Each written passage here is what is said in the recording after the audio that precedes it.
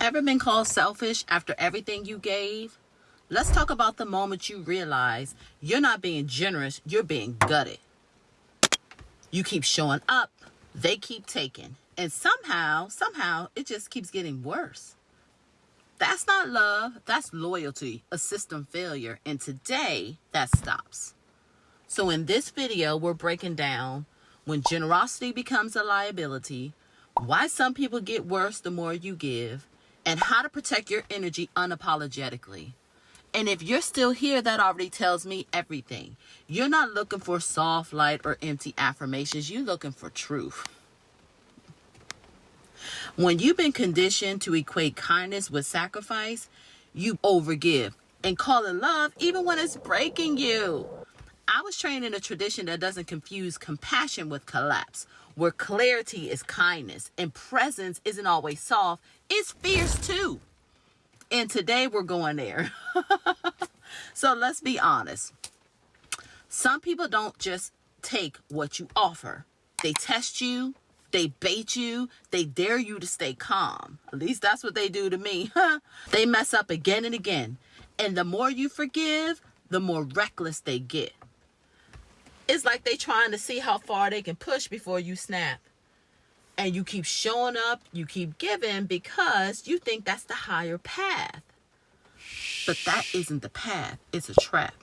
Your overgiving isn't helping them, it's enabling them. And worse, it's costing you. You're not failing at being generous, you're failing at protecting your peace. So let's start to shift that right now. Here's the 3 tools to break the cycle. Number 1. Stop explaining your no. Just stop. Ungrateful people don't need more understanding. They need a mirror. Your no is not a thesis. It's a boundary. They'll say you change. Good. Let them adjust or let them leave. You don't need to justify what protects your peace because here's the truth. They heard you the first time. They just didn't like that you meant it. And if this is hitting something raw, stay with it. Because the fact that you're still watching means you're not afraid of clarity anymore. You're not shrinking, you're sharpening. So number 2, don't mistake their needs for your calling.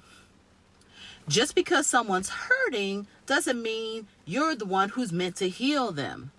Neediness is not the same as readiness. And some people want your energy, but not your truth.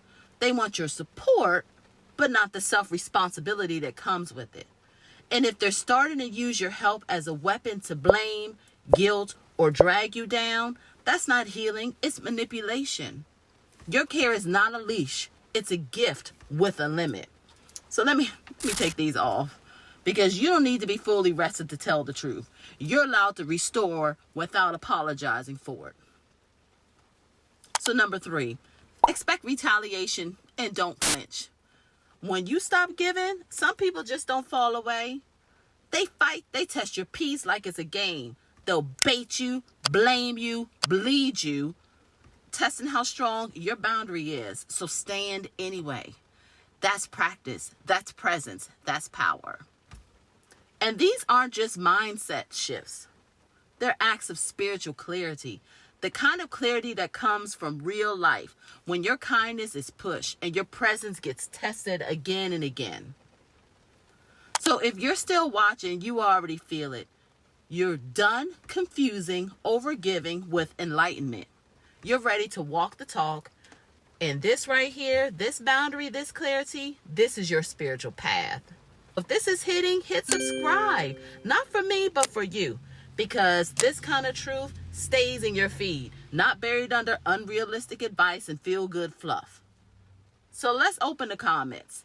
Drop the phrase, the moment, the boundary that finally saved your peace. One sentence, one emoji, one truth that made you say never again. Because someone else may need that clarity and maybe you do too. And if you want to keep the momentum going, watch the burnout video and the 3 traps that keep you stuck. I'll link that in the description below. Because you're not just tired, you've been running the wrong race and you're ready to change direction. So let me say this plain. You don't owe anyone access to your kindness if they treat it like a weakness. You don't have to keep offering softness to someone who sharpens it into a weapon.